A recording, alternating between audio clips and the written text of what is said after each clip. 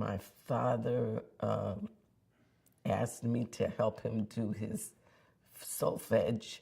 So at about 7 or 8, I played his vocal exercises for him. And I did that for about 5 or 6 years, well, until I was 12, when he first decided that he would take me on his concert to be his accompanist.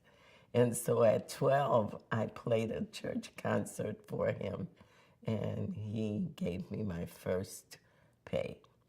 Music was never far away. I'm not sure I made up my mind at 12, but the influences were there. My father had also belonged to a family quartet, and his sister, my aunt, played piano. So music and art, my mother was a dancer, they were very pervasive in my life. So I think the decision came maybe 4 or 5 years later, but the influences around me were really, really strong. Music was in the air, and it was found out early that I had perfect pitch, so I was destined, I think, to play something or to sing. When I was young, I had a really high voice, and so I did a lot of singing in the church. The voice disappeared as I got older. And I wasn't really so interested in singing as I was in learning the mystery of the piano.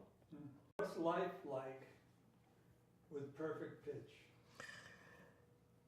Oh, God, it's a blessing and a curse. I'm sure you've heard that before from other people.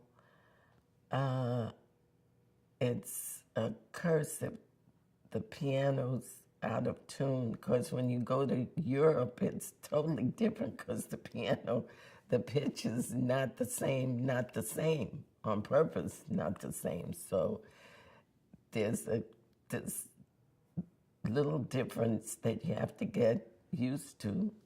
And then, of course, out of tune pianos just, if they're out of tune with themselves and all of the notes are consistently out of tune and at the same ratio, it's not so bad. But when they're out by a microtone or two, it's a kind of a maddening experience. It took me a long time, I think, to learn the intricacies of reading, because there were so many things I could play because I heard them. And so all the popular music of the day I was able to just hear on the radio and play. But I did have to force myself to try to put the perfect pitch in the back brain and learn how to read without hearing, without feeling like I could depend on my ear to know what the pitch should be.